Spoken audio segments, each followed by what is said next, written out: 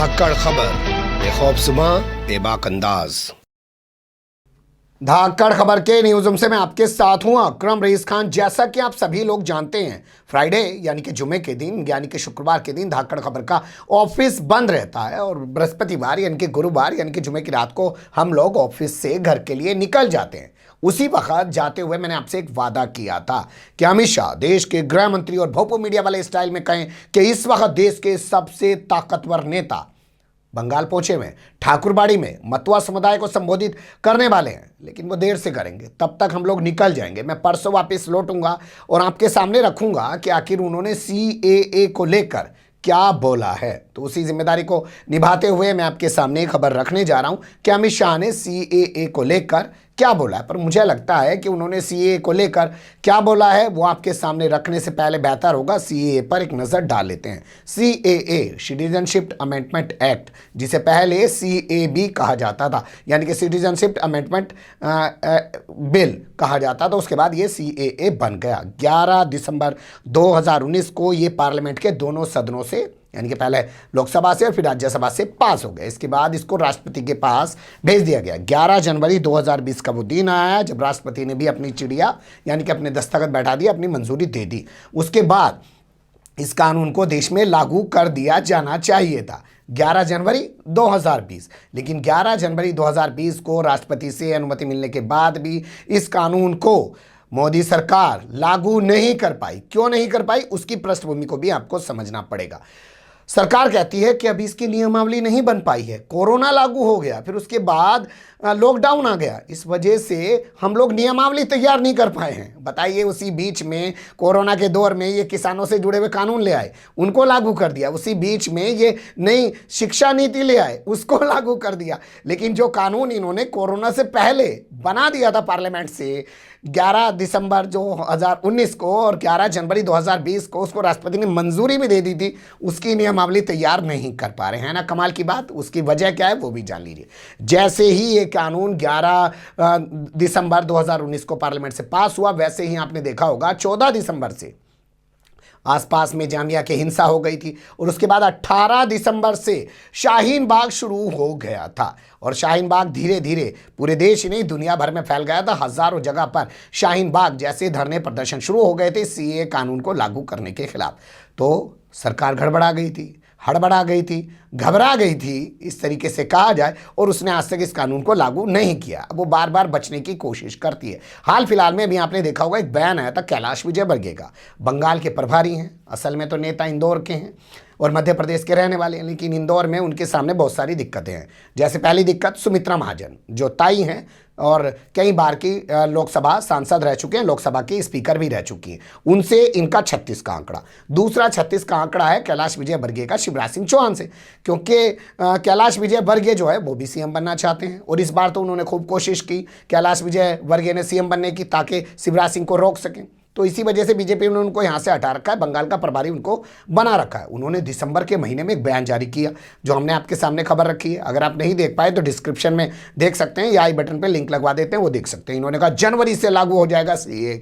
तो हमने भी कहा चलिए बढ़िया है, कब लागू होगा, लेकिन जनवरी गुजरी, फरवरी आ गई। अब फरवरी में पहुंच गए यहाँ पर अमित शाह, और अमित शाह तो कई बार जा चुके थे, लेकिन फिर भी सवाल उनसे नहीं पूछा जा रहा था सीएए को लेकर। लेकिन इस बार जब वो मतवा समुदाय के लोगों के बीच गए तो फिर तो अहम हो जाता था ना कि सीएए को लेकर आखिर अमित शाह क्या कहने वाले हैं। मुझे लगता है अब भी मैं आपको 1 मिनट और गौर करना चाहता हूँ, मतवा समुदाय पर एक नज़र डाल लेते हैं, बेहतर होगा, तभी शायद और चीज़ें आपको क्लियर हो पाएंगी।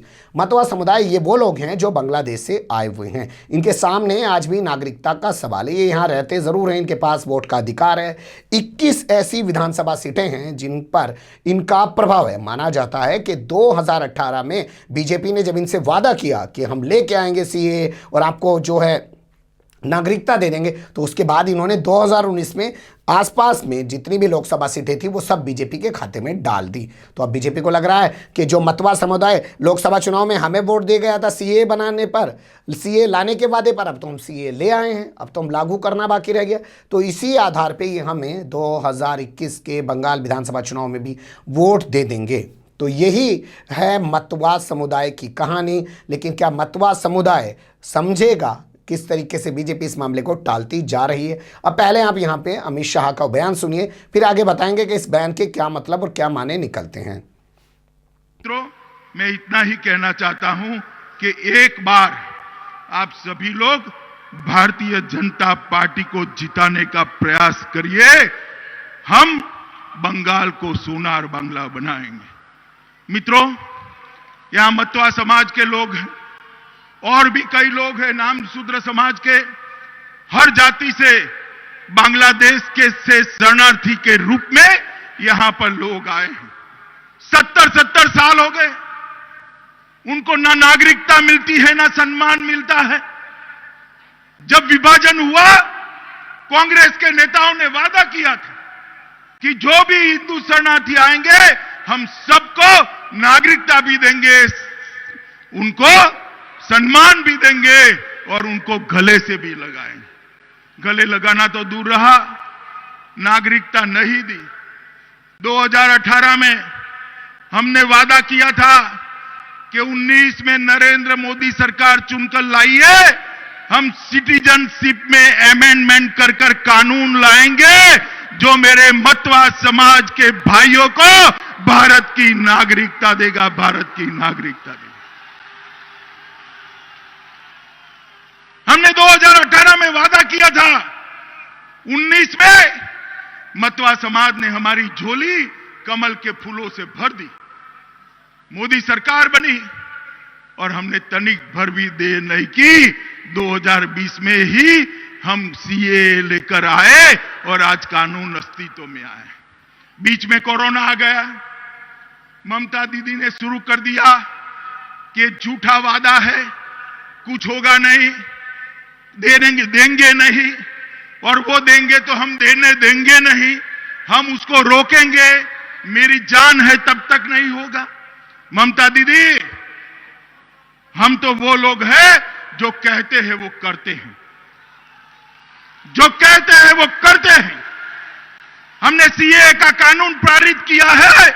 मैं आज इस पवित्र भूमि पर वादा कर कर जाता हूं, जैसे ही ये वैक्सीनेशन का काम समाप्त होता है, जैसे ही कोरोना से मुक्ति मिलती है, आप सभी को नागरिकता देने का काम भारतीय जनता पार्टी की सरकार समाप्त। सुन लिया आपने, अमित शाह कह रहे हैं जब तक कोरोना वैक्सीनेशन चलेगा, जब तक कोरोना है तब तक लागू नहीं होने वाला है। कुछ डॉक्टरों से, कुछ एक्सपर्ट से, आप लोगों ने भी अखबार में पढ़ा ही होगा, हमने भी बात की है, बताया जा रहा है कोरोना वैक्सीनेशन का जो काम है ना जी, वो 1 साल तक चलेगा। जी हाँ, कोरोना वैक्सीनेशन का जो काम है वो 1 साल में जाके कंप्लीट हो पाएगा, जिस रफ्तार से वो चल रहा है, क्योंकि पूरे देश के अंदर कोरोना वैक्सीनेशन होना है, तो उसके बाद लागू करेंगे। यानी कि अगर अमित शाह की भाषा को ही समझा जाए तो वो कह रहे हैं 1 साल के लिए टाल रहे हैं, लेकिन वो इसके आधार पे वोट जरूर मांग रहे हैं। वो कह रहे हैं कि जैसे आपने हमें लोकसभा चुनाव में वोट दिया, वैसे ही अब हम चाहते हैं कि विधानसभा चुनाव में भी आप वोट दें। तो देखना दिलचस्प होगा कि मतवा समुदाय के लोग क्या भाजपा पे फिर से भरोसा करेंगे, क्योंकि आपने देखा होगा अमित शाह खुद बोल रहे हैं, ममता बनर्जी पे आरोप लगा रहे हैं कि वो कह रही हैं कि इन्होंने वादा पूरा नहीं किया। तो ममता बनर्जी इस बात को बड़ा मुद्दा बना रही हैं और वो भी मतवा समुदाय के लोगों पर फोकस कर रही हैं और कह रही हैं कि देखिए बीजेपी कुछ करने वाली नहीं है, वो सिर्फ आप लोगों के साथ एक तरीके का छल कर रही है। तो देखते हैं ये मतवा समुदाय अब किसके साथ जाने वाला है। पर बड़ा सवाल यही कि जो शिक्षा नीति ले आए, जो कृषि कानून लाके किसानों पे थोप रहे हैं, वो सीए के लिए नियमावली बनाने से क्यों इतने डर रहे हैं। और अब तो डोनाल्ड ट्रंप भी नहीं रहे हैं अमेरिका के अंदर। जिस तरीके से बाइडन के तेवर दिखाई दे रहे हैं मानवाधिकार के मुद्दे पे, अभी आपने देखा होगा बाइडन प्रशासन के एक अधिकारी ने भारतीय राजदूत को बुलाया और बुला के कहा कि आपने इंटरनेट बंद कर रखा है, ये चीज़ें बर्दाश्त नहीं की जा सकती है, मानवाधिकार के मुद्दे पर हम कोई समझौता नहीं करेंगे। तो आप देखिए, दिल्ली के बॉर्डर पर इंटरनेट चालू नहीं हुआ, कश्मीर में जहाँ 1.5 साल से इंटरनेट बंद पड़ा हुआ था वहाँ पर भी 4G सेवा चालू कर दी गई है।